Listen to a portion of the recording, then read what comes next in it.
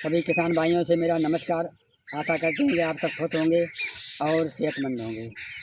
तो आज हम आपको इस वीडियो में बीजामृत के बारे में बताने जा रहे हैं कि बीजामृत कैसे बनता है, किन किन सामग्री की जरूरत पड़ती है, इनकी क्या विशेषता है और इसका उपयोग तथा लाभ क्या है। तो सभी किसान भाइयों से अनुरोध है कि आप सब हमारे वीडियो को शुरू से आखिर तक देखें, जिससे आपको पूर्ण जानकारी मिल सके, जिसका ज्ञान हो सके। तो ऑर्गेनिक फार्मिंग और नेचुरल फार्मिंग, जैविक खेती अथवा प्राकृतिक खेती, ये दोनों एक दूसरे समानांतर हैं। तो इस खेती के 4 स्तंभ होते हैं: जीवामृत, बीजामृत, मल्चिंग यानी आच्छादन, चौथा है बापछा।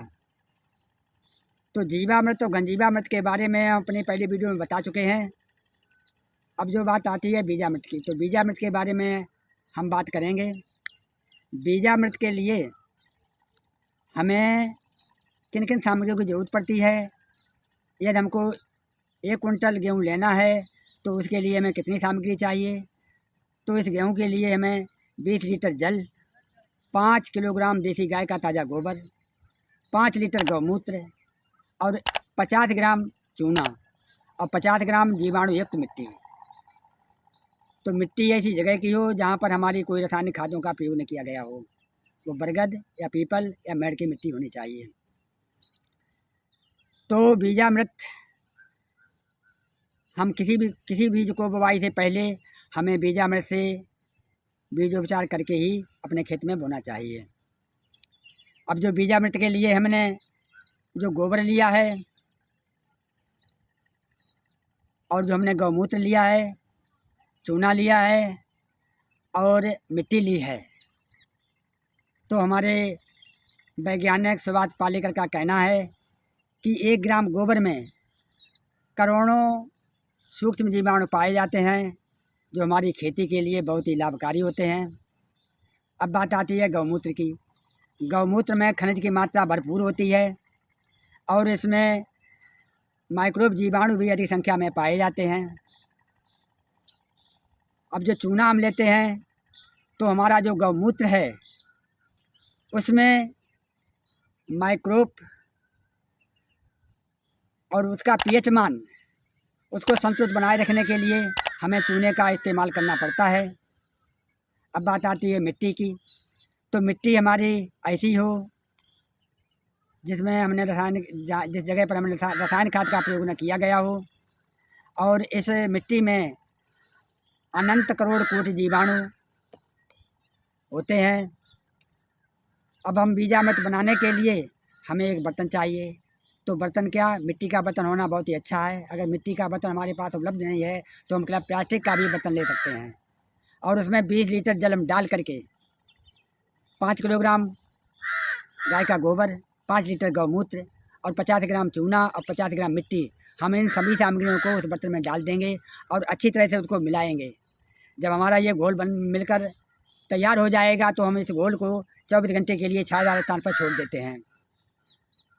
और जब 24 घंटे व्यतीत होने के बाद फिर हम इसको छायादार स्थान पर, जो हमने 100 किलोग्राम गेहूँ का बीज लिया है, उस बीज को हम किसी समतल जगह पर छायादार स्थान पर या पॉलीथीन बिछा करके उस पर गेहूँ को बिछा देते हैं और उसे बिछे हुए गेहूँ के ऊपर जो हमारा घोल है, तो उस घोल को हम उसके ऊपर छिड़काव करके उसको हाथों से अच्छी तरह मिलाते हैं और तब तक मिलाते हैं जब तक कि हमारे उस गेहूँ के बीज के ऊपर इसका अच्छी तरह से लेप हो जाए और फिर उसको छाया में सूखने देते हैं। इसके बाद हम जब 24 घंटे तक हमारा ये जो गेहूँ का बीज सूखता है, उसके बाद हम सुबह होते ही इस बीज को अपने खेत में बुवाई कर देंगे। यदि हमने सब्जी के बीज लिए हैं तो उनको भी हम बीजामृत से बीजोपचार करके ही बोना चाहिए। और कुछ हमारी सब्जियां ऐसी हैं जिनकी हमें नर्सरी तैयार करनी होती है, तो उस नर्सरी की जड़ों को भी हम बीजामृत से उपचारित करके उनको डुबो करके हम उनको खेत में रोपाई करेंगे, चाहे हमारी कोई दलहनी फसल हो। और यदि हमारे पास बीज उपलब्ध नहीं है, हमारे घर का बीज नहीं है, यदि हम मार्केट से कोई हाइब्रिड बीज लाते हैं तो उस पर हमारी रासायनिक फंगीसाइड दवाओं का जो बीज पर उपचारित होता है, तो ऐसे बीज को हम जल के द्वारा अच्छी तरह से हम धो लेंगे। उसके बाद ही हम बीजामृत से उसको उपचारित करके खेत में बुवाई करेंगे। हमारे अदरक वगैरह, हल्दी वगैरह किसी प्रकार के बीज हों और किसी फसल के बीज हों, हम उन सबको जीवामृत से ही उपचारित करके खेत में बोएंगे। तो सभी किसान भाइयों से मेरा अनुरोध है कि आप सब किसान भाई हमारे इस बीजामृत को उपयोग में ला करके ही और बीज का शोधन करके ही खेत में बुवाई करनी चाहिए। जब हमारा बीजामृत से उपचारित हुआ बीज हमारे खेत में बोया जाएगा तो उनसे हमें अच्छी उपलब्धि होगी। अब बात आती है बीजामृत से लाभ क्या है। तो पहला लाभ ये है कि हमने जो बीजामृत से बीज उपचार किया है उस बीज जनित जो रोग हैं हमारे वो समाप्त हो जाएंगे और बीजामृत से प्रतिरोधक क्षमता बढ़ जाएगी और हमारे जो मिट्टी के मृदा जनित रोग हैं वो भी समाप्त हो जाएंगे। अब दूसरा लाभ ये है कि हम जो बीजामृत से उपचारित करके जो बीज बोएंगे उनका जमाव, उनका अंकुरण सही दिशा में होगा और हृष्ट-पुष्ट होगा।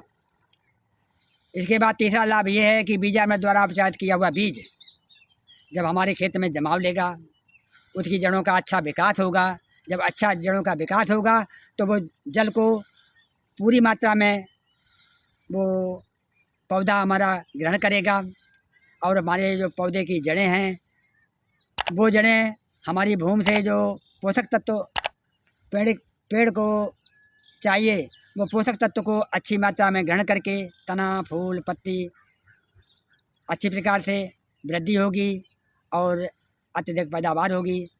तो मेरा सभी भाइयों से निवेदन है कि आप बीजामृत से ही उपचार करके सभी बीजों की बुवाई करें। कोई वनस्पति है तो उसको जड़ उपचार करें और बीजामृत से ही कंदोपचार करें। ऐसे करके हम जैविक खेती में सफलता प्राप्त कर सकते हैं। अब मैं अपनी बात को यहीं पर समाप्त करता हूँ। जय जवान, जय किसान, जय हिंद।